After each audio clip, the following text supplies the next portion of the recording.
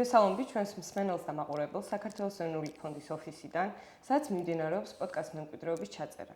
ჩვენი მიზანია ფართო საზოგადოებას უკეთ გავაცნოთ საქართველოს კულტურული მემკვიდრეობის მნიშვნელობა, საჭიროება და გამოწვევები, რომელიც დღევანდელობაში არსებობს. დღეს გვაქვს ძალიან საინტერესო თემა, ყოველთვის საყვარელი ქალაქის, თბილისის და მისი მრავალეთნიკური მემკვიდრეობის შესახებ. ჩვენი სტუმარია ბატონი დავით ხვეშტარია, ის არის ხელოვნებაცოდნეობის დოქტორი და გიორგი ჩუბინაშვილის ეროვნული კვლევითი ცენტრის ძველი ხელოვნების განყოფილების გამგე. გამარჯობა ბატონო დავით. მოხარული ვარ რომ ხარ ჩვენი სტუმარი და დღეს ესეც საინტერესო თემაზე ვისაუბრებთ. ძალიან ფართო და მნიშვნელოვანი. ძალიან უშუალოდ კითხვებზე გადავალთ. გთხოვთ მოგვიყვეთ, საიდან დაიწყო თქვენი დაინტერესება ხელოვნებაცოდნეობით და თბილისის მრავალეთნიკური კულტურით. მოითმაინჯობია თბილისზე ვთქვა, თორემ ხელოვნების ისტორიით ჩემი დაინტერესება ძალიან შორეულ წარსულში დაიწყო, როდესაც სამხატვრო აკადემიაში ჩავაბარე და ხელოვნების ისტორიკოსის განათლება მივიღე. კონკრეტულად თბილისით დაინტერესი ალბათ დაახლოებით ესე 25 წლის წინ ჩვენ მქონდა მაშინ კვლევითი პროექტი, მაშინ იყო ევროკავშირის სხვა შორის ფონდი ასეთი ინტასი, მალევე გაუქმდა, აღარ არსებობს დიდი ხანია, მაგრამ მაშინ ძალიან ინტენსიურად ეს ფონდი აფინანსებდა სამეცნიერო კვლევებს ყოფილი კომუნისტურ ქვეყნებში და მათ თანამშრომლობას დასავლეთის ევროკავშირის ქვეყნებთან. და მქონდა ასეთი პროექტი მაშინ თბილისი მე-19 საუკუნეში ისტორია და კულტურა. ორი ინსტიტუცია იყო ქართული, ჩვენი ხელოვნების ისტორიის მაშინ ინსტიტუტი ერქვა ჯერ კიდევ ჩუბინაშვილის სახელობის და აღმოსავლეთმცოდნეობის ინსტიტუტი. იყვნენ ჩვენი სომეხი კოლეგები, იყო ფრანგული ჯგუფი CNRS-დან და ვენეციის უნივერსიტეტი კა.ფ.ოსკარი. აი მაშინ ეს ძალიან ბევრი ხალხი რაღაც ერთად ვიკვლევდით და მაშინ ჩემი პირველი კვლევებიც თბილისის მე-19 საუკუნის თბილისის გულისხმობ იმ დროს უკავშირდება. რა ვიცი, იმ დროს იმის მერე ხშირად მიიწევს ამაზე რამდენიმე წიგნი მაქვს დაწერილი თბილისზე მარტო თუ ჩემ კოლეგებთან ერთად სხვა საკითხებზე. დარწმუნებული ვარ ძალიან ბევრი მასალა დაგროვდა 55 წლის განმავლობაში. კი, მასალა დაგროვდა ნამდვილად, ხო, სხვა მიმართულებით განჯისთვის ბევრი მასალა. და ამ ინფორმაციას და კვლევაზე დაყრდნობით თბილისი ალბათ ყოველთვის წარმოადგენდა გზაჯვარედინს და მნიშვნელოვან ცენტრს კულტურების შეყრისთვის. კი, ასე ეს მე მგონი ბანალობათაც კი იქცა, განსაკუთრებით ინგლისურენოვან პუბლიკაციებს ეს crossroad გავუთავებლად, მაგრამ მართალია, ნამდვილად ასეა, წარმოადგენდა გზაჯვარედინს დასავლეთსა და აღმოსავლეთ შორის, ევროპას და აზიას შორის, ქრისტიანულ და ისლამურ სამყაროს შორის ბევრი თვალსაზრისით. და რა თქმა უნდა, კულტურის თვალსაზრისითაც თან რთული პროცესია, რა თქმა უნდა, ისა სხვანაირად აისახება, ზოგჯერ აღმოსავლეთი ბევრად პრევალირებდა დასავლეთზე, საკმაოდ დიდი მონაკვეთების მანძილზე ჩვენი ისტორიის, ზოგჯერ პირიქით. და ხო, რა ვიცი, ასე მოვატანეთ და დღესაც რაღაც თვალსაზრისით ისე გზაჯვარედინზე ვართ. და ისტორიულად ყველაზე გარდამტეხი მომენტები როდის იყო ამ გზაჯვარედინზე შექმნილი კულტურების წარმოჩინებისთვის? ხო, ძნელია ასე ითქვას. რა ვიცი, აი ალბათ ერთ-ერთი მნიშვნელოვანი ეტაპი იყო მე-7 საუკუნე, როცა თბილისი არაბებმა დაიპყრეს და ეს ჯერ არაბული პროვინციის და შემდეგ დამოუკიდებელი არაბული სახელმწიფო თბილისის საამიროს ცენტრად იქცა და ეს გაგრძელდა თითქმის 500 წელი, ხო, მე-12 საუკუნემდე, 1223 წლამდე, როდესაც დავით აღმაშენებელმა დაიბრუნა. თბილისი სხვაშორის ნაკლებად არის შესწავლილი, სამწუხაროდ ცნობებიც არც ისე ბევრია, როგორც ვისურვებდით, რომ კონდეს ეს პერიოდი, რომელიც ძალიან საინტერესო უნდა იყოს და ყველაზე უცნაური აქ ის არის, რომ თითქმის არ არის, პრაქტიკულად არ არის შემორჩენილი მატერიალური კვალი აი ამ არაბული თბილისისა. იმიტომ რომ თქვა შემდგომი მუსლიმი დამპყრობლებისგან რაღაცები დაგვრჩა, კი, ზოგი რამე მერე დავანგრეეთ, მაგრამ ვიცით მაინც რომ ну აი ხო წარმოიდგინე 500 წლის მანძილზე რამდენი მეჩეთი იქნებოდა უბრალოდ ამ არაბებს აშენებული თბილისში. არაფერი არ ვიცი, სად იყო, როგორი იყო, ну საერთოდ ამ მატერიალურ მოწმობაზე ხო ლაპარაკზე მეტი, ანუ არქეოლოგიურ კვალზე.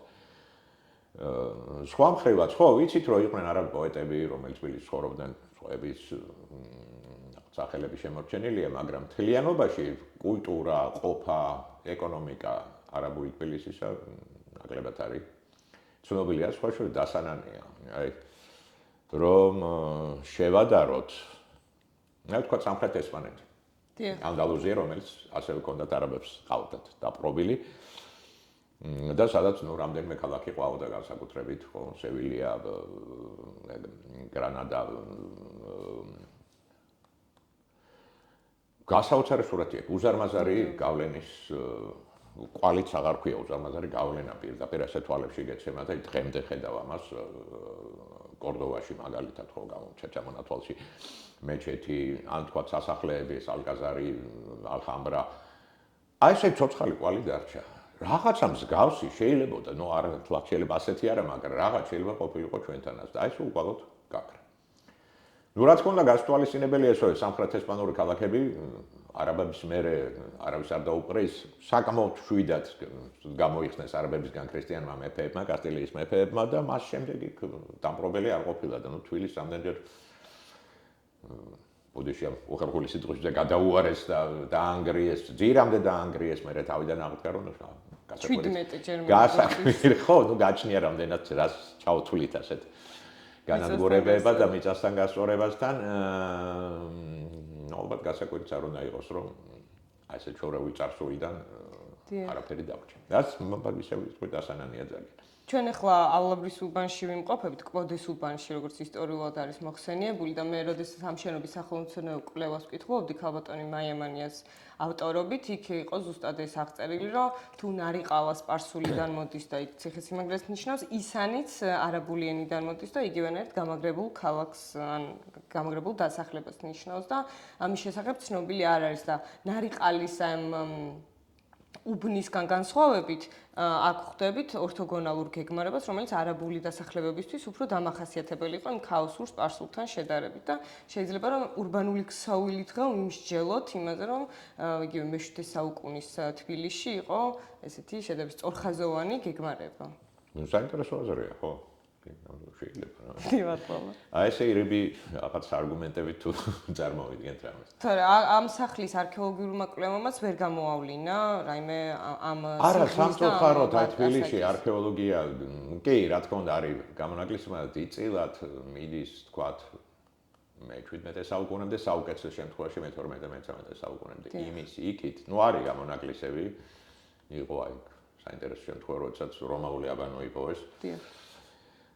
რომელიც თავისთავად აძველებს თბილისის ეს ისეა თვითწოდით რა თქმა უნდა ქართლის ხორებაში ეცნობა რომ მე-4 საუკუნეში თბილისის ციხე სპარსეთ მეფემ განაახლა ანუ ვახტანგ გორგასალამდე ეს ვახტანგ გორგასალს თბილისი არ დაუარსებია მან შეიძლება ქალაქად აქცია შეიძლება უკვე ქალაქიც იყო და დედაქალაქად აქცია ეს არის თქო მისი დამსახურებული არის თბილისი არის ქონდა რომაული ციხე და ქონდა რომაული აბანო სულ ცოტა ბოდიში სპარსული ციხე და რომაული აბანო ესე ეს სულ ცოტა მე-3-4 საუკუნეებში დიახ და მე როგორც ვიცი, დიღმის და ნავთუღის ტერიტორიაზე ნეოლითის ნაშთებიც კი აღმოჩენილი. არის ჩვენი ერთ კოლექცია არის შუაშორის მუზეუმში.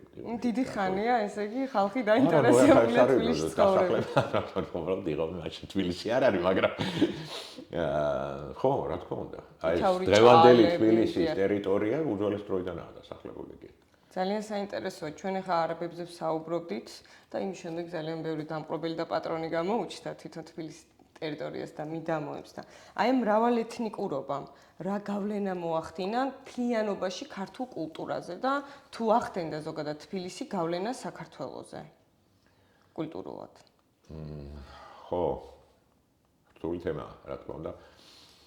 აი წინა საკითხს რო გადავაბათ, ეს ვითარება ხო ყალიბდება სწორედ ამ დროიდან, როდესაც 1223 წლიდან, როდესაც 1100 ბოდიში 23 წლიდან, როდესაც დავით აღმაშენებელმა თბილისს დაიბრუნა. წარმოიდგინეთ რა დახვდა მას. ქალაქი, რომელიც 500 წელი იყო მუსლიმური სახელმწიფოს დედაქალაქი. ანუ ალბათ რაღაც ქრისტიანი მოსახლეობა იყო, მაგრამ უდიდესი ნაწილი მოსახლეობის არის მუსლიმი.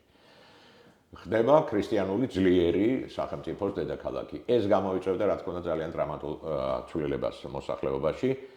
თუმცა ძნელი წარმოსადგენია, რომ მუსლიმ მოსახლეობამ მთლიან წასულიყო ისინი დარჩნენ და ირიბად ამაზე შეგვიძლია მსჯელობა. სხვადასხვა არგუმენტებით. იმ დროინდელ საქართველოში შედის პრაქტიკულად, დიდი ნაწილი ისტორიული სომხეთისა, აი საქართველოს სამეფოში. თუმცა დავითის დროს არა, მერე მაინც, გიორგი მესამეს, თამარის და ლაშას დროს.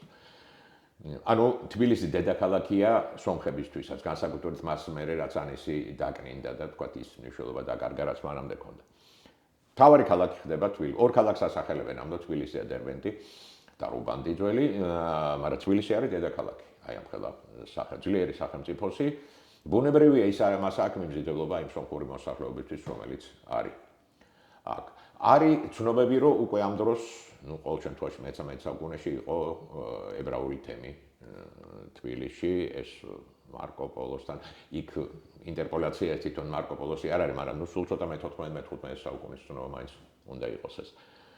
ასე რომ ჭრელი ქალაქი ეს ბუნებრივიც არის და თბილისი ამ ხრივ არ არის გამონაკლისი, რა თქმა უნდა, ამდროინდელი შუა საუკუნეების ქალაქები, მით უმეტეს გვიანი შუა საუკუნეების ქალაქები, დიდი ქალაქები და მით უმეტეს დედაქალაქები ჭრელია ყველა ეთნიკურად ასე იყო მაგალითად კონსტანტინოპოლიც, რა თქმა უნდა. ძალიან რთულია ახლა ვილაპარაკოთ იმაზე, როგორ რამდენად, თქვა გაფურჩხვის დააყვავის საშუალება ჰქონდა ამ კულტურებს თბილისში და როგორ ურთიერთქმედებდნენ ისინი ერთმანეთთან. ნუ ეხლა ეს იმდენად ბუნებრივი პროცესია, ეს ურთიერთქმედება, რომ თავისთავად აპრიორი შეგვიძლია დავუშვათ, რომ ასეა.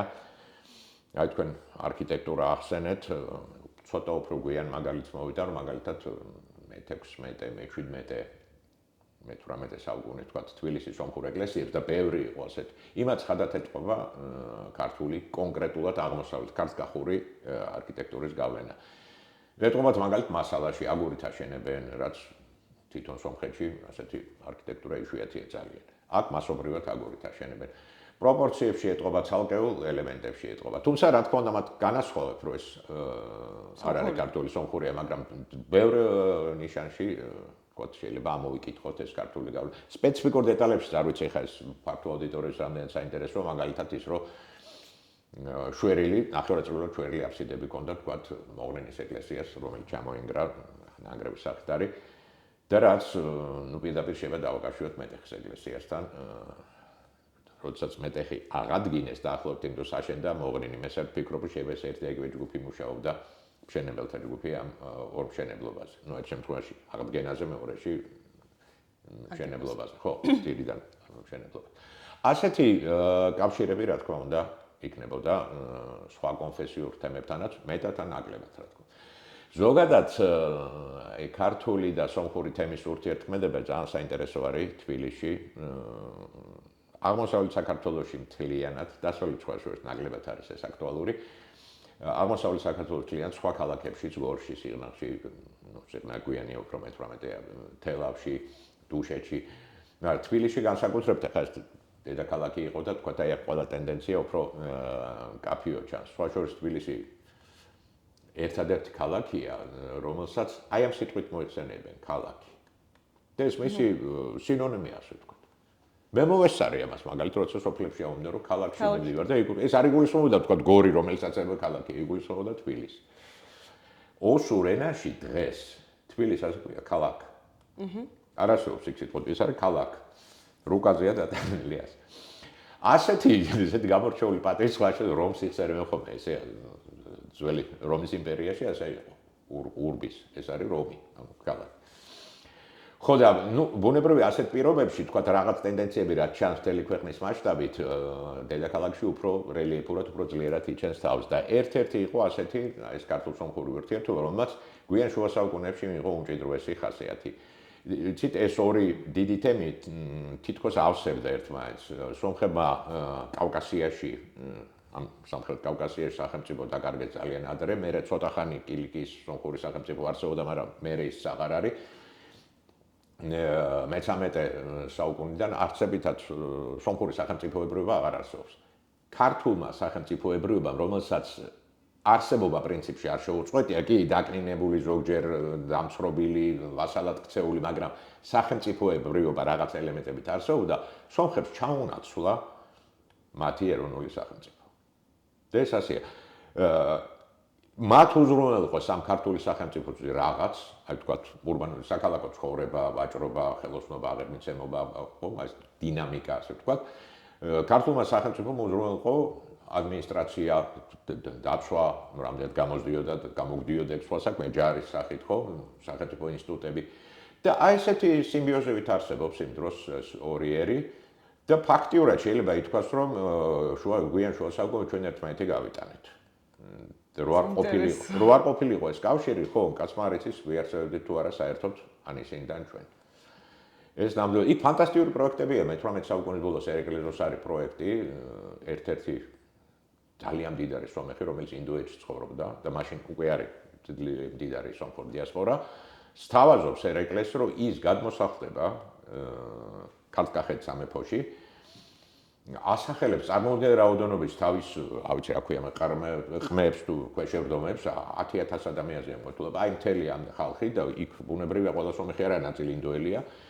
რაღაცა დიდი ფინანსური შეერთება, მატერიალური შეერთებებით, რომ გააძლიეროს ქართული სამეფო ამით. და ერეკლე ამას სერიოზულად განიხილავს, ნუ მე არ განხორციელდა ეს. სრულიად ფანტასტიკური პროექტია. აი ესე იყო ეს, რა თქმა უნდა, ეს იწვევდა ბუნებრივად სრულიად კულტურულზე უფრო მეტ ყოფით ურთიერთკავშირისაც. ეხლა თბილისში ყოფითი, აი ეს რასაც ჩვენ თბილისელობას ვეძახით დღესაც ზოგჯერ ათლაც სწორად შეიძლება, ეს ზუსტად ერთნაირად ეკუთვნის თბილისის ქართულ და სომხურ თემს და აი ამ წიაღში იშვა. ერთობლივში. მე-19 საუკუნეში მაგალითად ამ ქრები არ არის ეთნიკური ნიშნით გაყოფილი, ქართულ-სომხურია. იქ შეიძლება სხვა შედიოდეს, ზოგში მუსლიმებსაც იღებენ, თქვა. ზოგში მე გვიან რუსებიც შედიან, მაგრამ ქართულ-სომხური მუდმივად არის, არაზოს არ განიყოფა. ნუ ენობრივი სურათი რო ავიღოთ, ეს საერთოდ საოცრებაა, იმიტომ რომ თბილისელი სომხების დიდი ნაწილი მე-18 საუკუნეში ქართულენოვანია. ქართულენოვანი იმდენად, რომ ზოგმა სომხური არ იცის. არის შემორჩენილი ამ დროინდელი ბევრი საფლავის ქვები სომხებისა, რომელზეც წარწერა ქართულად არის. ნუ ხედავ სრულიად ინტეგრირებულია. აბსოლუტურად ინტეგრირებულიც აღარ ქვია ამას, მეტი რაღაც კიდე სხვა ეტაპი არის ეს კიდე. ენობრივად ხო, სომხური მათ ესმოდათ ეკლესიაში, რომელიც რჩებოდა სომხურა 60 ეკლესია თავისი განსხვავებული დოგმატიკით, გავსარებული აღსარებლობით და ენით, რა თქმა უნდა, საეკლესიო ენით. იქ ისმენდნენ, ყოფაში ისინი ერთმანეთთან ურთიერთობდნენ ქართულად. უდიდესი ნაწილი მათი ყოველ შემთხვევაში. ნუ იყო რაღაც განათლებული ნაწილი, რომელსაც ორივე ენა იცოდა ცხადი, მაგრამ ქართული წარმოუდგენელია, იცის ყველა. არის საინტერესო ცნობა, თბილისს არ ეხება, მაგრამ კიდევ უფრო საინტერესო შეიძლება არტემ არარატელი ესეც სომეხი მოგზაური მე-18 საუკუნის ბოლოა. ფასანაურში თუ ანანურში ჩადის და მიასწავლეს, რომ სომხები არიან და ამას გაგათეინებენო და ვერ ეკონტაქტება, იმიტომ რომ ამან ქართული არ იცის, ეს არ არის თბილისელი, სომხეთიდან არის.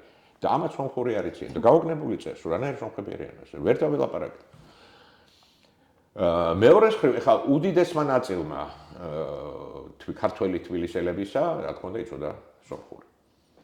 კი, და ამას მოესწარით, აგე ჩემი თაობა მოესწრო, ყოველ შემთხვევაში ძველი ოსოლოგის დავლაბრის ცხოვრება ქართველებმა სომხურით. მამა ჩემიც მადრიდში. კი, მე მოიშალა ეს ტრადიცია, ხო. ახალი უბნები გაშთა სადაც ხადი ეს აღარ იყო. ხო, იგივე ეს მუსლიმური თემი ისევ და ისევ ლაპარაკობ მე-18-19 საუკუნეებზე, რომელიც შედგება როგორც შიიტებისგან, ისე სუნიტებისგან, ანუ ნუ ეს ალგე თემა ამაზე კიდევ ვისაუბრებთ. ისიც ენობრივად როგორც ჩანს არის და სპარსული ქართულმა და სომხურმა ელიტამ იცის. მათთვის სპარსული დაახლოებით იგივე რაც დღეს ინგლისურია, ყოველშესები ეს არის ლინგვა ფრანკა რეგიონისთვის, რომელზეც ისინი ელაპარაკებიან უფრო რეგიონის თავარ ძალას, რომელზეც ხშირად დამოკიდებული არიან მეტნაკლებად ძლიერად. და დღემდეა ლექსიკონში ძალიან ეს ხო საოცრებაა საერთოდ. უამრავი სხვა შვილის ბევრი არაბული სიტყვა სპარსულის გავლით მოვიდა ჩვენთან. აი ესეთ სურათია, იქ ორ-სამი ენობნება თბილისში არის აბსოლუტურად ჩვეულებრივი მოვლენა და ამას დიდი ინტელექტი და განათლება არ ჭირდება. ეს სრულიად უწიგნური ადამიანი შეიძლება იყოს ორ-სამენოვანი, უბრალოდ ბუნებრივად სწავლობენ ამენებს. საუკეთესო მაგალითია საეთნოა, ბანალური მაგალითი, მე-18 საუკუნის პოეტი, ეთნიკურად სომეხი, რომელიც სამენაზე ლექსებს წერს. აბსოლუტურად ერთნაირად ეხერხება, არა მხოლოდ სალაპარაკოდ, არამედ პოეტურადაც ეხერხება ეს სამივე. ენა მე მგონი სიტყვა გაგვიძებნა. ძალიან საინტერესო იყო ეს სიღრმისეული ჩაშლა ამის, იმიტომ რომ რა თქმა უნდა დღეს ჩვენ დასაკვირვებლობთ ხოლმე საკულტო ნაგებობები რა შემოგვჭა, რაზეც შეიძლება გავლენებზე თვალსაჩინო მაგალითები იყოს და სამწუხაროდ არ გვაქვს საცხოვრებელი ნაგებობები, სადაც შეიძლება ესე განვასხვაოთ ქართული საცხოვრებელი სომხურისგან ან სპარსულისგან, თუმცა აი ისევ კალას გეგმარება მაინც უფრო აღმოსავლურ ურბანულ ქსოვილს იმეორებს, თუნდაც ის ისტორიული ბანოვანი სახლები, ბანიანი სახლები და ტერასულად განლაგებული სახლები უფრო აი ამას ერგება. ვიდრე თქვა დასავლეთ საქართველოს იქ ცალკეულად მდგომ ოდა სახლებს. კი, ასე. თუმცა ის უნდა გავითვალოთ, ჩვენ არ ვიცით, რა თქმა უნდა ეს 19 საუკუნეზე ძველია კალას ურბანული ქსელი, მაგრამ როდინდელია ჩვენ ეს არ ვიცით. სამწუხაროდ. და ხა ამ თეორიებთან ტრიალებთ და ბარემ რომ ვახსენოთ ქართული აკადემიური ლიტერატურა, რომელიც ეხმარება დღევანდელ მკვლევარებს, სახელმწიფოებებს და საფუძველს უქმნის ერთგვარად, რომ ვისაუბროთ ზოგადად თბილისურ არქიტექტურას და თბილისის მრავალეთნიკურ და კულტურულ მემკვიდრეობაზე. საიდან დავიწყოთ? თუ გაინტერესებს. საკუთრივ არქიტექტურის შესწავლას თუ ვიგულისხმებთ, აქ არის ალბათ ორი დიდი სახელი. პირველ რიგში ეს არის ვახტანგ ბერიძე, გასაოცარი მასშტაბის მოგეხსენებათ მკვლევარი, გასაოცარი ნიჭიერების მკვლევარი, რომელსაც შუა საუკუნეების ქართული არქიტექტურის შესწავლაში აქვს უზარმაზარი წვლილი პირველ რიგში შეტანილი. აღარ ჩამოვთვლეს სამცხის ხუროთმოძღვრება მოძღვრება იქნება თუ სხვა იმერეთის ძეგლების კვლევა, დაუგრადიძე მის წიგნ და შემდეგ. და თბილისის შესანიშნავი ეს ორტომეული მონოგრაფია თბილისი 1801-1917 წლების ხუროთმოძღვრებაზე, რომელმაც რეალურად დაუდო საფუძველი, რა თქმა უნდა, მე-19 საუკუნის რუსული იმპერიული თბილისის არქიტექტურის კვლევას. და მეორე დიდი სახელი ასე ვახტანგ წინცაძე, რომელსაც ძველი თბილისის კონკრეტული შენობების პირველ რიგში და მათი არქიტექტურული მახასიათებლების შესწავლაში ძალიან დიდი წვლილი აქვს შეტანილი. მერე არის, საკმაოდ ბევრი სახელი, ჩემი თაობის ცოტა უმცროსი მკვლევრები, მაიმანიას ვახსენებდი პირველ რიგში თავისი არაერთი მნიშვნელოვანი ნაშრომით, სხვაებიც, ციცინო ჩაჩხუნაშვილი, მანანა სურამელაშვილი, უფრო ახალგაზრდა ჩემი მოწაფეები, უკვე ბევრი საინტერესო გამოკვლევა აქვს. და ამდენი წლის მანძილზე ნაკვლევი ლიტერატურა რა დასკვნას იძლევა თბილისური საცხოვრებლის შესახებ, მაგალითად, მისი უნიკალურობის ან განსაკუთრებული ხასიათის და სტრიქის. იცით რა, მე ვერიდები ხოლმე ამ უნიკალურობას, იცით, მისი შეიძლება უნიკალურობა თბილისის არის მთლიანობაში, თქვათ, მის ურბანულ ქსოვილში, ლანდშაფტთან, ხო, გარემოსთან მის შეხამებაში. ცალკე შენობებზე ხა ისეთ დადგენილია ეს ყველაფერი და თქვათ პარალელები მეტნაკლებად ზუსტი აქვს ყველა ეტაპზე თბილისში. შირვანული სახლი იქნება თუ მე ვთქვათ სხვა მაგალითებიც, ასე რომ აქ, რა ვიცი, ალბათ არ ესეთ გამორჩეულ რა განსაკუთრებულ უნიკალობაზე ლაპარაკი არ იქნებოდა სწორად. გასაგებია და ჩვენ აი სომეხი მოგზაური ვახსენეთ ერთი და სხვა მოგზაურები როგორ საუბრობენ თბილისზე, როგორ მოიხსენებენ და აღწერენ მას. ხო, ეს საინტერესო თემაა, მე თავის დროზე ამ სასტუმროებზე დავწერე ეს წიგნი 2012 წელს გამოვიდა და მაშინ მომიწია ბევრი კითხვა მოგზაურების ევროპელ მოგზაურებს უცხოაშოს ცალკე თემა ამასაც შევეხები მე ირანელი მოგზაურები. ევროპელი მოგზაურები, ნუ გულისხმობ ფრანგულ, ინგლისურ და გერმანულენოვან ავტორებს სხვადასხვანაირი არის შედარებები და შედარებები არის უზარმაზარი დიაპაზონი. პარიზიდან დაწყებული, ვიღაცა რატომაც პრაღას ადარებს, რომელსაც საერთოდ არ გავს თბილისი, არ ვიცი შეიძლება ეს შემაკლებულზე რომ დაინახა ციხე, ამიტომ ადარებენ სამხრეთ იტალიურ ქალაქებს, ნეაპოლთან არის, ადარებენ ჩრდილოეთ აფრიკის ქალაქებს, თუ არ ვცდები, მარაკეშთან თუ რაბატთან აქვს ვიღაცა, ლავალეტას, მალტის დედაქალაქს, არ ვიცი, მოკლედ რაღაც მირას დაინახავს კაცი. ბევრი წერს, რომ ეს არის აი თლიანობაში, აი ზუსტად ეს სიტყვა აქ უკვე შეგვიძლია ვთქვათ, უნიკალური აი თავისი საერთო სახე. მე-19 საუკუნეზეა ლაპარაკი და მათზე უზარმაზარ შთაბეჭდილებას ახდენს ეს თანაარსებობა ევროპული ქალაქისა და ძველი შუა საუკუნებრივი ქალაქისა. მას ისინი აზიურს ეძახიან. ნუ ევროპელის თვალსაჩინოდ შეიძლება ეს მართალიც იყოს, თუმცა ნუ ეს ხა მე-19 საუკუნის წარმოდგენის ზედაპირული ესეთი შეფასება აზიური ბევრია, იაპონიაც აზიაა და თურქეთიც აზია. მაგრამ ხო, ნუ მათთვის ასე აზიური, აღმოსავლური რა, ასე დავარქვათ. ეს მათზე ძლიერ საბედლებას ახდენს ძალიან და ბევრი აღნიშნავს. უზარმაზარ საბედლებას ახდენს მათზე ენობრივი მრავალფეროვნება თბილისი 1000 ენის ქალაქი ეს პირდაპირ ხდება ასე. და წერენ ამას რომ დადიხარ ქუჩაში ხან ეს გესმის ხან მართლა ბევრი იყო ხა რაც იყო ტრადიციულად თბილისში ხო თქვათ იგივე თქვათ ქართული, სომხური, სპარსული, შეიძლება თურქული, რომელსაც მაშინ თათრულს ეძახიან და ეს არის რეალურად ნუ დღევანდელი აზერბაიჯანული და თურქული. ამას ემატება ბევრი სხვაინი ხო მე-19 საუკუნეში რუსული დაემატა პირველ რიგში მათ შემოსვლისთანავე ქუჩაში ალბათ ისმოდა გერმანულიც, იმიტომ რომ იცით, იყო დიდი გერმანული კოლონია თბილისში, ისმოდა ჩრდილოკავკასიური ენები, ოსური, ქურთული და ეს ძალიან როგორც ჩანს ეს ემოციურ სტაბილებას ტოვებს ევროპულ მოგზაურს. ამას აღნიშნავ ხოლმე, აი მულტიკულტურალიზმის ასეთ გამოვლინებას. ხო, არიან უფრო ჩაღრმავებული ავტორებიც, რომელიც თქვათ, ცდილობენ გაერკვენ რაღაც ნიუანსებში და ხო, საინტერესო რაღაცებს გადააცნებენ ზოგჯერ ადამიანს. მათთანაც მაგალითად ფაქტიურად მოგზაურები იყვნენ პირველები, რომელიც დაინტერესდნენ აი თბილისური, რასაც თბილისურ სახლს ეძახიდეს გადმოგიდებულ აიმიანს, როგორც ფენომენით დაინტერესდნენ და სად ეს მასში გარკვევა საიდან მოდის, როგორ სოციალური ფუნქცია, მისი კულტურული ფუნქცია. და მათი დასკვნა რა არის? არა, ნუ ეს მართლაც რაღაცა თავისებური ფენომენია. უნიკალური თუ არა, ყოველ შემთხვევაში თავისებური და თვითმყოფადი. და მისი როლი როგორ დიდია, თქვათ, თბილისის აქ სწორედ აი კალა და ძველი უბნები იგულისხმება თბილისელების ცხოვრებაში. აი ის რომ აივნის ფართობის ზოგჯერ ბინის ფართობის უფრო დიდია, რასაც ვიმეორებთ, ესეც შეგვხდება. ალბათ პირველად შეიძლება სულაც სწორედ ევროპელ მოგზაურებთან. თბილისი ცხელი და ესეთი მშრალი ქალაქი იყო ყოველთვის და შესაბამისად შეიძლება ვთქვათ, რომ 8 თვის გატარება შეიძლება აივანზე სასიამოვნო პირობებში და ხო, თბილისი როგორც ჩანს ბევრად ამ სიცხეზე ყველა ჩივის დაწყებული რუსი მოხელეებიდან გათაგული რუსი ევროპელი მოგზაურებით ძალიან ჩივია რომ ზაფხული არის სრულიად გაუსაძლისი იმდენად რომ აი ეს მეფის ნარკვლის კარი ზაფხულში გადიოდა თბილისში ამ თეწაროში ამ კოჯორში ნუ იმის მიხედვით ხო თავიდან უფრო კოჯორში მე თეწაროში ვერ ღლებდნენ უბრალოდ თბილისში და თბილისელები მაგალითად ალბათ ლეღვთახევის აი ხეობების გამოყენებით კი და ძალიან აი მე-19 საუკუნის მეორე ნახევრიდან ხორთაჭალის, ტირსიჭალის, ორთაჭალის, კწანისის ბაღები, საერთოდ ცალკე ფენომენია მოგეხსენებათ. თავისი ისტორიით, რომელიც კიდე აი ახლა ვთქვით, რაღაცებზე მომიწია მუშაობა, ძალიან საინტერესო ტენდენციები ჩანს მანდაც. და მტკვარი ალბათ თბილისის გაგრილების და თბილისის მთავარი ძარღვი სიცოცხლისთვის. ხო, ნუ გონებრივია. წყალი იქიდან ჰქონდათ ადამიანებს და მე როგორც ვიცი, აივნებიც ამას ემსახურებოდა რომ პირდაპირ აივნიდან აეტანათ წყლის დოქები. მარტივი ტრანსპორტირება ყოფილიყო კიბეებზე რო არებულად. ხო, ალბათ.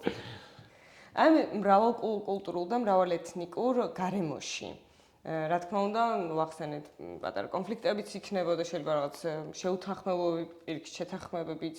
ზოგადად რა არის აი ესეთ გარემოში ცხოვრების დადებითი და უარყოფითი მხარეები და სად ვლინდება თუ გვაქვს ამის ხელშესახებ მაგალითები?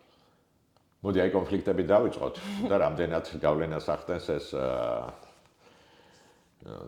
აი ამ ერთ ეთნიკურ ჯგუფთა და ერთაშორის ურთიერთობებზე. ქართულ-სომხური ურთიერთობები თქვით, რომელიც უმჭიდროესია მართლა, ყოველ შემთხვევაში გვიან შუა საუკუნეებში და რომელმაც ორივე თემისთვის, როგორც ქართულისთვის, სომხურისთვის დიდი როლი ითამაშა, ყოველ შემთხვევაში თბილისის კონტექსტში.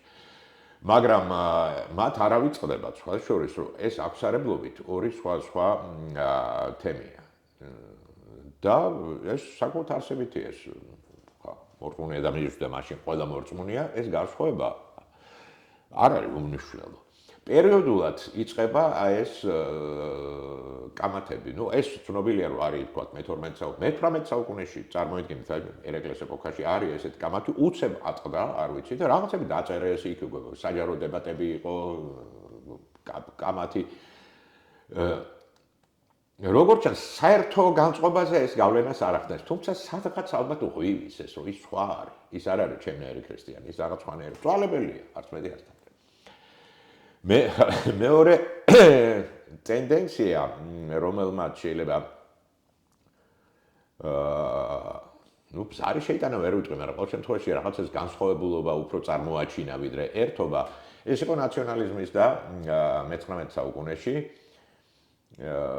საინტერესო მაგალითი აქ არ მახსოვს რომ ქართულ ჟურნალისტს წერს რომ ხდებაო სომეხიო თბილისელი სომეხზე ელაპარაკი მეგობარიო და ხედავ რომ ხელში სომხური გაითი უჭირავს თბილისში რამდენიმე გამოდიოდას და ვეკითხებიო რომ რადგან ეს გადაშენ ხო ვერ კითხულობ სომხურ არის სომხური არაო მაგრამ ეროვნულ პრესას ხომ ხარი უნდა დაუჭირო დაიწყო გამოსვლა სომხურმა გაერთმა თბილისელი სომეხი რომ მას ქართულენოვანია სომხური არის ის გადას ყიდულობს იმიტომ რომ ეროვნულ პრესას ხარი დაუჭიროს აი ეს არის საინტერესო ესეთი ეროვნული თვითშეგნების რაღაც მოტრიალება სხვანაირი და რაღაც ახალი ტენდენციების გაჩენა.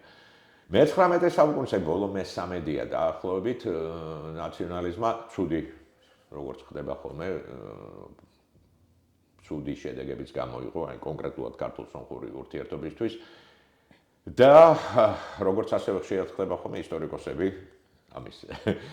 ამის თავში აღმოჩნდნენ სომხებმა დაგვასწრეს ისინი თქვა უფრო გასულები იყვნენ რაღაც ნაშრომები დაიწერა რომელშიც თქვა ქართველებს არ მოგვეწონა მოგეთ როგორც აი ამის პასუხადაა დაწერილი ილია ჯავჯავაძის თქვა აღადი მოგეხსენებათ და მას საკმაოდ ძაფრი ხასიათი მიიღო ამ კამათმა ორივე მხრიდან ზოგჯერ არც ისე მეცნიერული არგუმენტებითაც რომელიც გრძელდებოდა მეერე საბჭოთა პერიოდში და რომელსაც ნუ რაღაცა ისეთი გამოძახილების სახით დღემდეც მოატანა ადამიანურად გასაგები ორი პატარა ერი გატანჯული მართლა დაკომპლექსებული ისტორიით ორივე უამრავი დაკარგა ამ ისტორიის მანძილზე სომხებმა მეტი კიდევ ვიდრე ჩვენ აგეთ გავგაჯვესტირი და სომხეთი ისტორიული სომხეთის ახლა რეალურად 1/5-ია დღევანდელი სომხეთი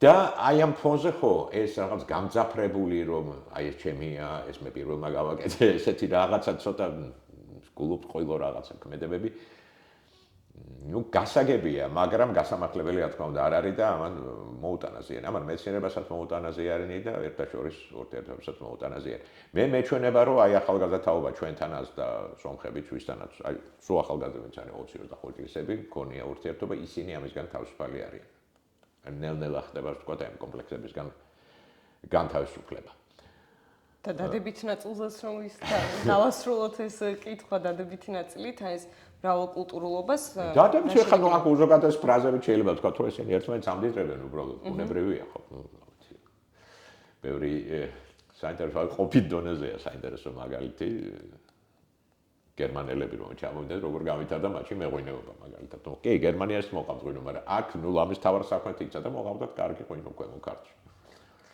და გერმანელებმა ძალიან ბევრი შემატეს რა თქმა უნდა იგივე სოფლის მეურნეობაში ბევრი რამე სხვა შორის ერთ-ერთი მიზანი მათ ჩამოსახლების ხო ეს იყო რა და ეხმარებიან ადგილობრივებს სოფლის მეურნეობა წინ დაწიონ და მე როგორც ვიცი არაჟანიც მათ ალბათ ბევრი რამე ესეთი პროდუქტები რო ნუ ლუდი ახლა ნამდვილად გერმანელებმა შემოიტანეს და ძალიან მალე შეუყვარდათ თბილისელებს პირველი ლუცახარშები თქვა მადერის ეს გერმანელების იყო და არა მხოლოდ უფრო სერიოზული რამეებიც რა თქმა უნდა.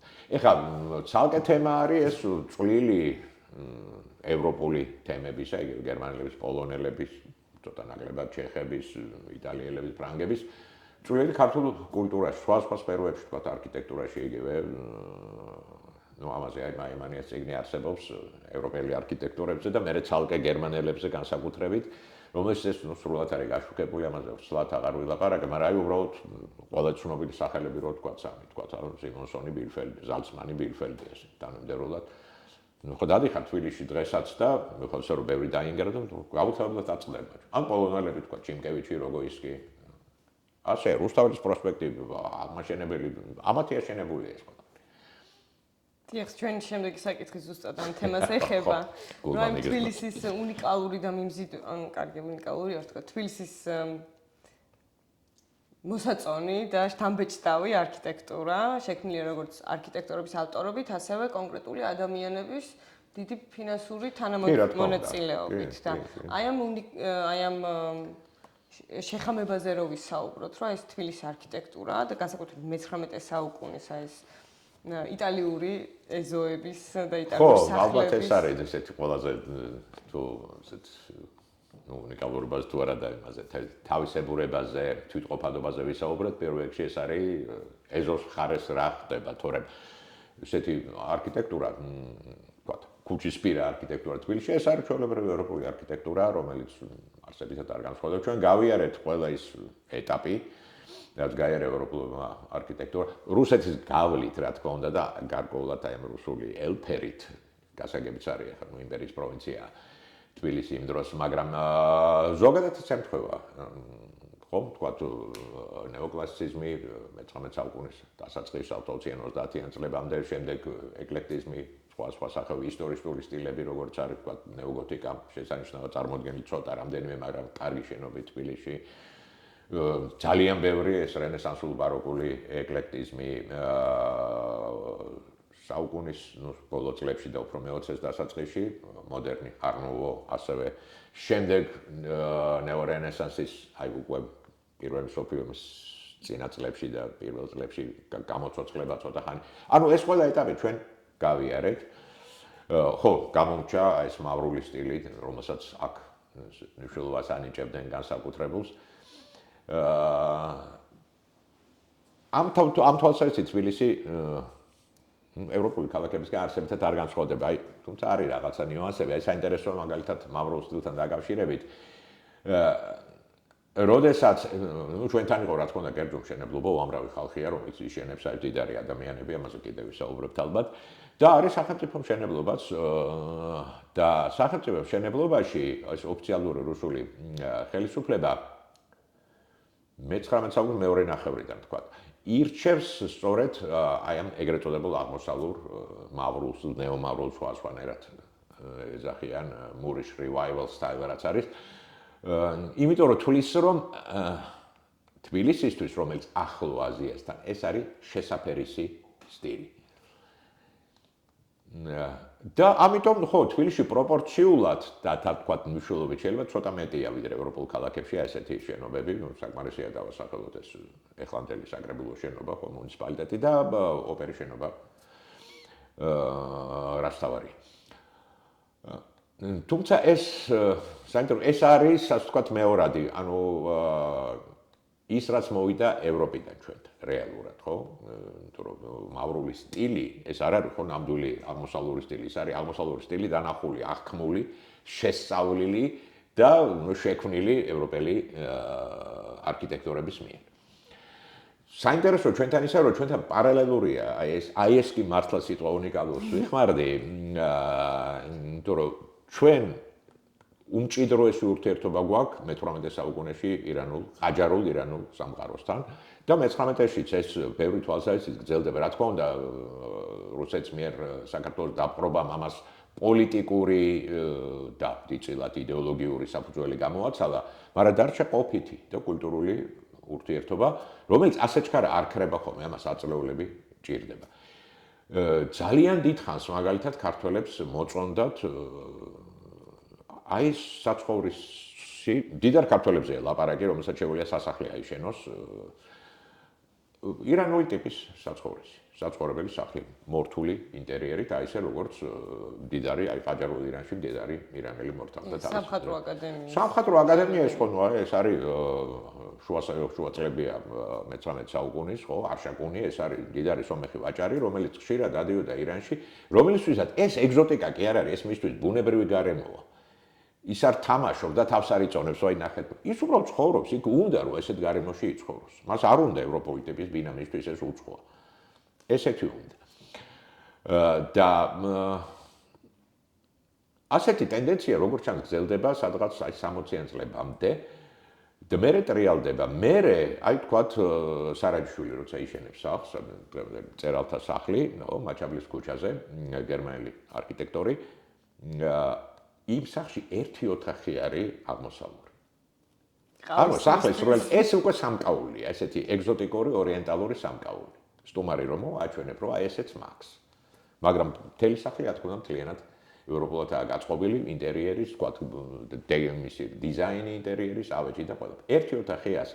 ეს ტენდენცია აი ორბელიანების სასახლეშია ასე, ერთი აღმოსავლური ახლანდელი პრეზიდენტის სასახლე. ერთი აღმოსავლური ოთახი და სხვაგანაც არის ალკოჰოლის შემთხვევები ასე. ეს უკვე ევროპულია.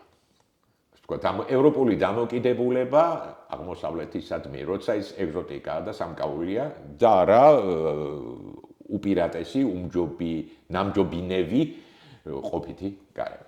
და დეკორაციასთან ერთად თქვა სივრცითი გადაწყვეტებით იცვლება ნუ შენობაში. სივრცითი გადაწყვეტები მარტივია ერთად, ნუ ხეს არის ამფილადურად განლაგებული ოთახები როგორც წესი, თქვა იქაც აქაც ამ ხრივ დიდი განსხვავება არ არის. აქ პირველ რიგში არის ინტერიერის დეკორი. და საინტერესოა, რომ თბილისში არიან ირანელი ოსტატები, რომლებიც ამ დეკორს ასრულებენ. დიდხანს არიან 19 საუკუნის, ნუ სადღაც ბოლომდე. მათი მოწვევა არ არის საჭირო. აქ არიან კვალიფიციური ოსტატები, რომელსაც შეუძლიათ ეს ურთულესი, ეს მოკარნასები, ეს რაღაცა სარკეების ორნამენტი, mirror work, რასაც ქვია, რა ვიცი, ფერწერული, მათი გაფორმა, ყველაფერი აი მის გაკეთება შეუძლიათ. ამაზე ცნობებიც არის, წერილობითიც. ძირითადად ცხოვრობდნენ ხარფუხში, სადაც იყო სპარსელებს უბანი, რამდენიმეს თავისი ბინა ქონდა თავისი ასეთნაირად გაფორმებული. და მათ ენდობიან, მაგალითად, როდესაც შენდება პირველი ოპერა, ეს არა თავისუფლების მოედანზე რაც იდგა, იგივე თამაშების კარვასლა, ხო, იქ კომბინირებული იყო ერთ შენობაში. იქ უბრალოდ ხა იქ ანგარიშებია მშენებლობის და იქ არის, რომ სპარსელები, თბილისელი სპარსელები მოიწვიეთო დეკორის შეასრულებათო. ის დეკორი სხვა შორის ითვლება, რომ გაგარინის გაკეთება, ნუ არის კი, მისი წვლილი იყო, მაგრამ გაგარინის წვლილი იყო უზოგადესი. ამ სპარსელ ოსტატებს გაგარინი არ ჭირდებოდათ. ანუ დეტალური ნახატი მათთვის არავის არ მიუწია, ისინი აკეთებდნენ იმასაც იცოდნენ და ეს იცოდნენ არა აკადემიებიდან და წიგნებიდან, ეს არის მათთვის მემკვიდრეობით მიღებული ცოდნა, თაობების მანძილზე ესე გადაცემული მემკვიდრეობით მიღებული, რომელსაც სხვა შორის უფრთხილდებიან და ინახავენ. მაინც და მაინც არ უყვართ ეს. აქ თავისი ნახაზები ეს დადასტურებულია, რომის მიხედვითაც მუშაობენ. და საინტერესოა, რომ ჩამონათვალში ამ ანგარიშებს, დეტალური ანგარიშებია მშენებლობის, იქ ყველა სახელებით ვიღაცა ოდესიდან გამოიწერეს რაღაცა ლიფტის სცენისთვის, რაღაც დანადგარები პარიზიდან რაღაც გამოიწერეს, ყველგან სახელები. ამ ირანელებს სახელებით არ უთითებენ, ესეც მასაა მათთვის, ესეთი ქედმაღლური იმპერიალისტური დამოკიდებულება, რომელიც რუსული განსაკუთრებით მოწიწება პარიზის მიმართ და ესეთი. და სხვა მაგალითად აღმოსავლურ ქვეყნებში, თუნდაც ირანში, ხელოსნების სახელები დაფიქსირებულია დიდი შენობების. არის, კი, არის, ყოველ შემთხვევაში ხუროს მოწყვრების არის. საინტერესო ცნობა არის მაგალითად, რომ კუროიედოვი იყოს რუსი არქიტექტორის ჩამოვიდა აქა 60-იან, 70-იან წლები 1800. აი ეს არის კაცი, რომელიც ეწვია ერთ-ერთ თბილისელ დიზაინის ინტერიერის დეკორატორს, ნუ დიზაინერს ასე დავარქვათ და სახლში იყო მასთან და მე რაღაცებს ჟელობს ამას და ამბობს, რომ რამდენიმე დიდი შენობისო, აი ეს ინტერიერის დიზაინი, ესეთი სპარსული ყაიდის დიზაინი შეასრულაო ირანელმა ოსტატმა, რომელმაც მანამდეო ააშენა თეირანში რაღაც დიდი არ უთითებს დიდი სასახლე. და თუ იცი, თუ ეს უკვე ბატონო ბრძანეთ. ხო, ეს უკვე ის შემთხვევა, როდესაც ვიღაცებს შეიძლება მას არასწორი ინფორმაცია მიაწოდეს, ხო, გვიყვარს ხოლმე ზოგჯერ ეს ადგილობრივმა კი არა, ეს აი ჩამოვიყვანეთ და ესეთი ლეგენდა შეიძლება 5-10 წელიწადში შეიქმნას. და ვრცელდება ხოლმე, თქო, პრესტიჟულობას მატებს აი ამ გაწეულ სამუშაოს, რომ ეს ადგილობრივის გაკეთებული არ გეგონოთ. ვერ ამის გადამოწმება ძნელია, სამწუხაროდ არ არის ამაზე ცნობები. თუმცა აი გვიანი ცნობები არის უფრო მირზა რეზახანი ხსმენიათ ესეთი ცნობილი სპარსელი, ეს იყო ირანის კონსული თბილისში.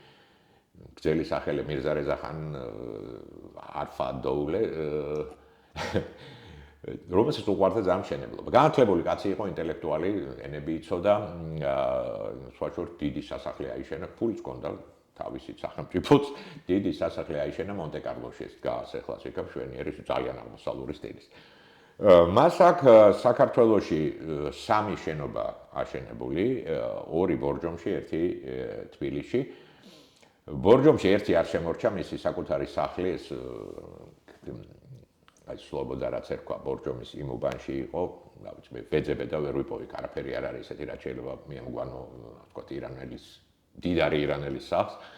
მეორე საყოველთაო ცნობილია, ეს არის ფირუზე, სასტუმრო, რომელიც მან თავიდანვე როგორც ჩანს ესე კომერციულად გასაქირავებლად ააშენა, ეს მინერალური წყლების პარკის შესასვლელთან არაჩვეულებრივ ძალიან ლამაზი შენობა, ძალიან ხარისხიანი, საბედნიეროდ ბოლო წლებში რესტავრაცია ჩაუტარდა და კარგ მდგომარეობაშია ახლა. აი მას აქვს დატანილი წარწერა ფანჯარაზე, მასე აივანზე, საიდან ვიგებთ, რომ ოსტატი არის ყაზვინიდან ჩამოსული. ანუ ადგილობრივი არ არის. და მესამე მის შენობა ჭონქაძის ქუჩაზე თვითონ საკონსულო შენობა რაც იყო, ცოტა სახეცვლილია, მაგრამ სახეცვლილია ეზოს სხვა შორის, იმ ეზოს აღწერებია ესეთი შადარევანი იყო და მთელი ამბავი არ შემორჩა, მაგრამ თვითონ ეს საკუთრივ შენობა არის და იქ გარესახეშიც მისი, სადარბაზოშიც და ოთახებშიც ცხადად ჩანს ეს ყაჯარული ირანული ინტერიერის დეკორი. აქაც იგივე ოსტატი მუშაობდა ყაზვინიდან ჩამოყვანილი. ეს ნიშნავს, რომ ეს არის მე-19 საუკუნის უბოლო 80-იანი, 90-იანი წლები და ნიშნავს, რომ ამ დროს როგორც ჩანს ადგილობრივი კარგი ოსტატები აღარ არის. ცოტა სიტყვა გაგვიგზელდა ირანელებზე, მაგრამ ეს ძალიან მნიშვნელოვანი პლასტია ამ მნიშვნელოვანი ეთნოსია ჩვენ მულტიკულტურულ თბილისში ეს ძალიან მნიშვნელოვანი პლასტია და საგანგებო ყურადღებას იმსახურებს. მოგზაურია ძალიან ბევრი ირანელი და ძალიან საინტერესოა მათ მიერ თბილისის აღქმა. ესეც სხვა შორის აი ამ კულტურათა ურთიერთობის ჭრილში შეიძლება განვიხილოთ. ძალიან ბევრი მათგანისთვის ეხლა ვიღაც ჩამოდის თბილისში. მაგრამ ასეთი ბევრი არ არის. ბევრი მათგანისთვის თბილისი არის მარშრუტის პირველი პუნქტი. აქედან მიდიან რუსეთში, აქედან მიდიან ევროპაში, აქედან მიდიან რატომღაც აი ესეთი გზით სტამბოლში მაგალითად ბევრი ასეთი.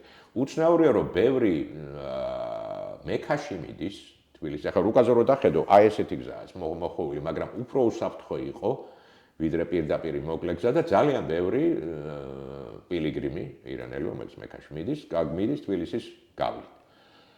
ასე რომ ჭრელისად არიან იქ მეფე ელემენტარულად ნასრედინ შაჰი არის ერთ-ერთი რომელმაც ევროპაში მიდიოდა ეს თბილისზე გაიარა და მემუარებში დიდ ადგილს უთმობს თბილისს და აი ხალხი არიან ეს ხაჯის ანუ ამ პილიგრიმობის მომლოცველობის შემსრულებლები არის ინტელექტუალები არის ნუ დაი თქვა სოციალური და კულტურული ასე ვთქვათ დონის ადამიანები ხო და ბევრი მათგანისთვის აქედან დავიწყე თბილისი არის პირველი ქალაქი სადაც შეიძლება ევროპა დაინახო. ნახო ის სიახლეები რაც ირანში ჯერ არ არის. ძალიან მოწონ, ძალიან უკვირთ და ძალიან გულმოდგინედ აღწერენ. იგივე ოპერა მაგალითად. ცირკი გულისხმობ ევროპული არის, რა თქმა უნდა, ხა თქვა აღმოსავლური ცირკი არის, მაგრამ ევროპული ტიპის ცირკი, რომელიც თბილისში ბევრია, პოპულარულია მაშინ ესა. სანახავ დეტალურად გვერდებია, ეხლა ეს გამოვიდა, ეხლა იმაზე ფოკუსები გააკეთე, ეხლა იმენ გაწვნილი რაღაცა კატა გამოიყვანა, დეტალებში ყვებიან. ევროპული ტიპის სასტუმროები. არ არის, იქ არის კი, რა თქმა უნდა, ძველი ეს კარვასლები და ასეთი აღმოსავლური ესეთი გასაჩერებელი სახლები, მაგრამ ევროპული ტიპის სასტუმრო, რომელიც თვისობრივად განსხვავებული სახის მომსახურებას სთავაზობს. და ასევე აი მას აქვს რესტორნების, რა თქმა უნდა, რესტორნებზე ესეც საყვარელი აღწერა ზოგიერთი, წერენ, რომ იცი რომ მივედი თებში დამიდეს, მარტო აქეთ ჩანგალი იდო იქიდან, რაღა დეტალებს ყვებიან, ფანჯარაზე ფარდა ეკიდა, რომელიც ევროპულ მოგზაურს აზრად არ მოუვა მისი. აღწერა. ბევრი არის, აი უფრო ესეთი და დანანები წერენ მუზეუმით, კავკასიის მუზეუმი, რომელიც საკმაოდ ადრე ჩამოყალიბდა, მიდიან და ამასაც დიდი ინტერესით აღწერენ. ეს ევროპული ტიპის ინსტიტუცია მაშინ არ არის ირანში ჯერ კიდე ასეთი რამეები, ნუ ამ თვალსაზრისით გაუსწარი ჩვენ. ამის წყალობით სხვა შორის ამ ირანელი მოგზაურობის ჩანაწერები ზოგჯერ უფრო საინტერესო წყაროა, იმიტომ რომ ის აფიქსირებს ისე დეტალებს, რომელიც ევროპელს აზრად არ მოუვა. ევროპელს სხვა შორის ბევრი საკმაოდ ეხლა ალბათ საფუძვლიანთა კედმაღლური იმპერიალისტური დამოკიდებულება უკვე რაღაცა, ნუ თბილისი რაღაცა კიდე ევროპის ჯერ რუსეთი რა არის მისთვის და ეხლა საქართველოს მისი პროვინცია.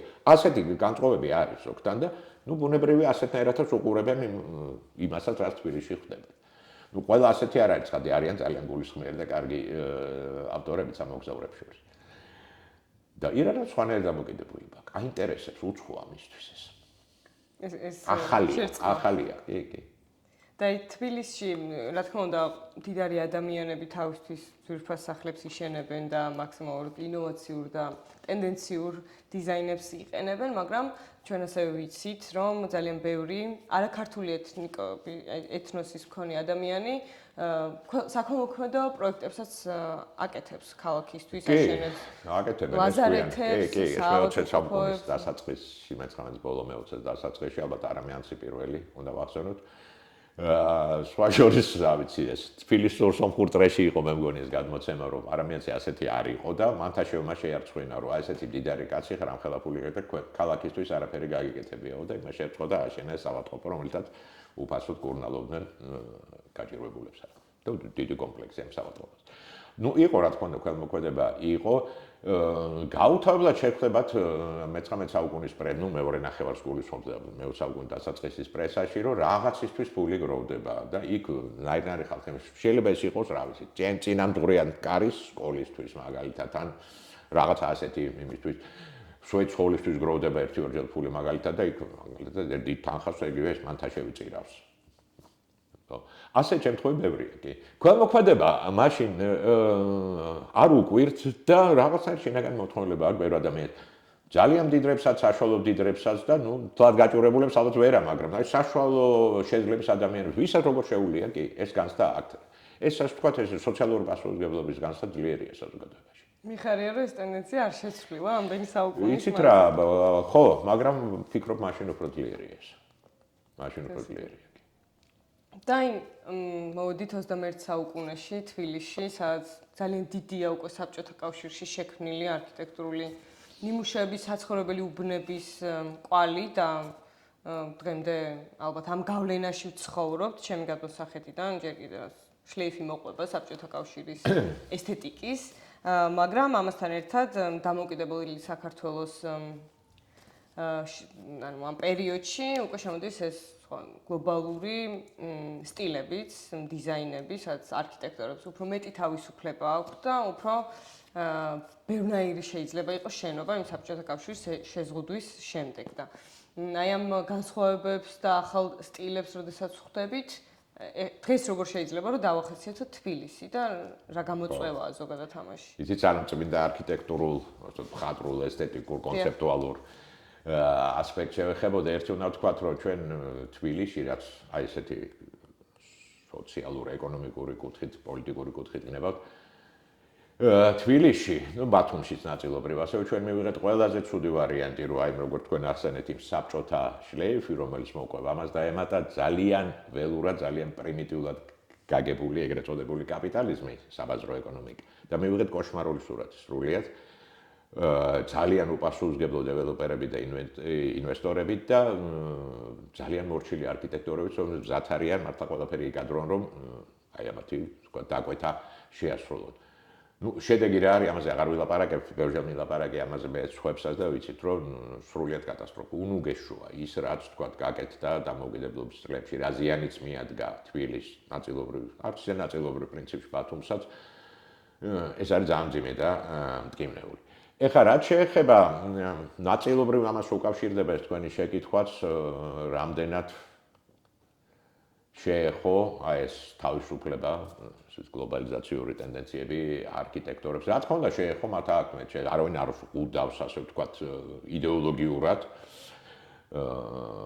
რაც ვთქვათ, დიდად ეხლა პრინციპში გვიან საბჭოთა პერიოდში ეს შეზღუდვა რა თქმა უნდა შესწავლილი იყო და ისეთი მძაფრი არ იყო იქ ოფიციალური საბჭოთა სტილი, რომელიც არსებობდა თქვა სტალინის დროს, 80-იან წლებში აღარ არსებობს. ახლა რაც გინდა აშენე, კაცო, რომ თქვა არავინ არ გიშლის. ხო, იქ შეიძლება სხვა ფაქტორები განსაზღვრავდეს, მომჭირნეობა, თქვა ეკონომიკური და ასე შემდეგ, მაგრამ იდეოლოგიური ფაქტორი არქიტექტურაში ასე მძაფრი არ არის. ეხლა ხო, ეხლა ეს მოხსნილია კი ბატონო, სრული თავისუფლება, მაგრამ სამწუხაროდ ეხლა სხვა არის, თქვა იგივე ინვესტორი და დეველოპერის გემოვნება განსაზღვრავს ბევრ ამას და აი ესეთი ფაქტორები, რომელსაც ნამდვილად არ უწყობს ხელს მაღალი ხარისხის კარგი არქიტექტურის შექმნას. მაინც ხერხდება რაღაცები, თითოეულა შენობა შენდება, ძალიან მიხარია ხოლმე ეს, აღარ ჩამოვთვლი, ახლა შეგნებულად არ ჩამოვთვლი, თუმცა არის თბილისშიც. ნახველი გაიგებს და მიხვდება.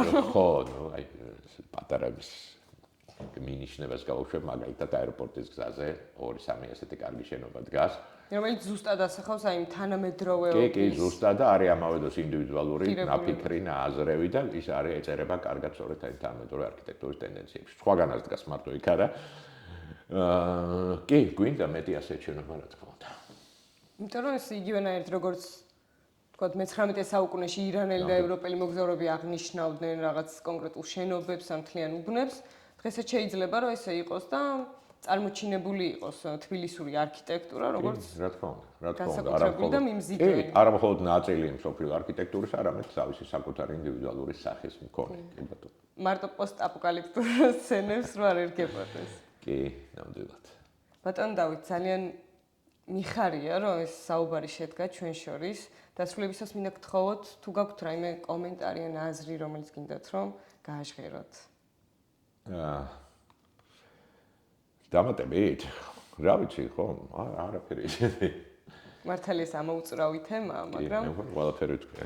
შესავალისთვის თუ ადამიანებს ამ მსმენელს კიდევ აქვს რაიმე შერეული აზრები იმასთან დაკავშირებით, რომ ერთი კულტურა უპირატესიან განცალკევებულად შეიძლება არსებობდეს, ალბათ გაქარწყლდება ეს აზრი. ხო, არ ამგონია ხა ამას სერიოზულად უნდა ფიქრობდეს ასეთი მიდგომებით, იმიტომ რომ ისტორია მაჩვენა ასეთი იზოლირებულ კულტურებს რა ემართებათ სამწუხაროდ. და იცით არ უნდა გვეშინოდეს, ახლა მე მესმის ხოლმე რომ ეს კულტურები ჩაკოლაპავს, ჩვენ დავკარგავთ თვითყოფადობას, არ არის, ესე არ ხდება რა. სოდეს თვითყოფადობა შეიძლება დაკარგოს რა ვიცი პრიმიტიულმა კულტურამ. ქართული კულტურა ძლიერია, ტრადიციები აქვს, მას აქვს საყრდენი არა მარტო მაღალ კულტურაში, მას ძალიან ძლიერი საყრდენია ყოფით კულტურაში, ეს არ არის სახუმარო ამბავი. მას აქვს ძლიერი საყრდენი ენაში და ამბავში. ასე რომ, აი ესეთი ვთქვათ, მრავალსაყრდენიანი ფენომენი, რა თქმა უნდა, ესე ვერ გაკრება და ვერ მას შეიძლება მიიღოს ბევრი კარგი რამ სხვა კულტურებზე. ეს გარდუვალი პროცესი ასეც ხდება და მოხდება. მაგრამ რა თქმა უნდა, გაქრობის საფრთხე მას არ ემუქრება. დიახ, აი მეც რაღაც პერიოდის უკან მეტეხის ხიდზე გადავდიოდი და იცმოდა უცებ ყველა მხრიდან ეს ევროპული ელექტრონული მუსიკა, რაც აღმოსავლური მუსიკა და თითქოს დროში გადავადგილდი და წარმოვიდგინე 150 წლის წინაც რომ იგივე სიტუაცია იყო მეიდნის ბაზარში და აი იმ ტერიტორიაზე ხა ზუსტად სილამაზე დავიგრძენი მე. საინტერესო გვაქვს რო კიდე. კი, გვაქვს. საინტერესო შემთხვევა აი მე-19 საუკუნის ორთაჭალა ვახსენეთ და ორთაჭალა დაკავშირებულია ეს კრიშაშვილიდან მოდის და ბევრ ფილმებში ასახული ხო ბუნებაში molxenis კულტურა, რომელიც ოკეი, რა თქმა უნდა, თბილისის გამოგონება არ არის, ერთ სოფლიოში არსებობდა უძველეს დროიდან შუამდინარეთთან მოდის იგივე სასანური ირანში იყო ძალიან ისლამური ირანშიც მერე. ჩვენთან აი ამ უკავშირდება ამ ბაღებს პირველ რიგში ორთაჭალას და მე-19 საუკუნეში როცა არის დოკუმენტირებული ვიცით რომ ასე. ეს არის თქვათ დაბალი და შუაფენისთვის უნიკალური ფენომენია თავისთავად ხარ შევხედოთ ყოფითი ისტორიის თვალსაზრისით რაღაცა რელაქსაციის განთავისუფლების საშუალება, როდესაც სამუშაო დღის მერე გადიან იქ. სხვა შორის თავდადე კერძო ბაღები ისინი ფულს იხდიან, რომ დაიქირავონ აი ეს ტერიტორია, რომელზეც ჯერ არ არის არ დუქნები არაფერი. თავისი თქვათ პურმარილით მიდიან და ხო ფულს იხდიან იმაში, რომ იქ მოილხინონ აი ესე ბუნების წიაღში. მერე დუქნები ჩდება და თქვათ მერე კაფეშატანები ჩდება და მერე ეს სკანდალური საერთო რეპუტაცია ან ორთაჭალის ბაღების რომელზეც ბევრი ავტორი წერს ირონიულად ეს უკვე მე-20 საუკუნის მე-19 ბოლო და მე-20 დასაწყისი. მაგრამ აი ცოტა ადრე სანამ ეს გაჩნდება. რას უსმენს ეს ხალხი? უსმენს და ამას ბევრი ავტორი წერს წმინდა აღმოსავლურ ერთხმიან მონოტონურ სპარსულ მუსიკას. სიმღერას. მუსიკაც ხო იქ ინსტრუმენტიც არის. ეს არის მათი, თქვათ, მოსალხი გასართობი მუსიკა, ეს არის. ის რაც ჩვენ დღეს ქართულს ვეძა, იმას დღევანდელი ქართველი არ ვიცი, აი რესტორნებში რაც ახლა უკრავენ შეიძლება ძალიან რაღაცა შორეულად გავდეს იმას, მაგრამ რასაც ჩვენ დღევანდელ დღეს ვეძახით ქართულ სიმღერას, არავით არ ეკავშირება აქ იმასთან. რასაც ჩვენ დღეს ვეძახით ქართულ სიმღერას, ეს არის ერთის ხრივ, აი ეგრეთ წოდებული ქალაქური სიმღერები, რომელიც თბილისში, ქუთაისში ჩამოყალიბდა და იტალიურ ოპერის გავლენით, ხო? ერთი ეს და მეორე, უფრო ვთქვათ, ძვირფასი და უფრო სერიოზული, ეს არის ტრადიციული ქართული სიმღერები, საეკლესიო მათ შორის, შრომით სიმღერებიც, რომელიც 1850 წელს თბილისელმა ყარაჩოღელმა არის წარმოდგენა არა აქვს ამ ყველაფერს. ამ მუსიკის ნიმუშების შეგროვება დაიწყო სადღაც 1870-იან წლებში. რამდენიმე ადამიანი აკეთებდა მას, აი იოზეფ რატილი, ეს ცნობილი ჩეხი, რომელიც აქ ცხოვრობდა, ერთ-ერთი უძარმაზე როლი აქვს შესრულებული და მათ შეაგროვეს, მათ გაუწიეს ამას პოპულარიზაცია, მათ გააცნეს. ანუ სადღაც მე-19 საუკუნის ბოლოს გავიგეთ ჩვენ რომ აი ეს გვაქვს. სოფლებში რა თქმა უნდა იცოდნენ სადღაც, მაგრამ ეს არ არის ერთიანი დაქსაქსული და ლამის სანახევროდ მივიწყებული კულტურული ფენომენი. ამათ აგროვეს ეს ყველაფერი მოიტანეს თბილისში, დედაქალაქში და მე ხელახლა გავითავისეთ ჩვენ ეს. და მე მივივიწყეთ ის სპარსული. ასე რომ ელექტრონული მუსიკის აი ამ ფონზე, აი ასეთი ისტორიების ფონზე ამ ელექტრონული მუსიკის შიში უბრალოდ არასერიოზული ჩანს. ძალიან დიდი მადლობა ეს საინტერესო ასპექტების და ამბების გაზიარებისთვის. და ესე სიღრმისეულად მოკლე დროში თბილისის შესახებ საუბრისთვის. დიდი მადლობა.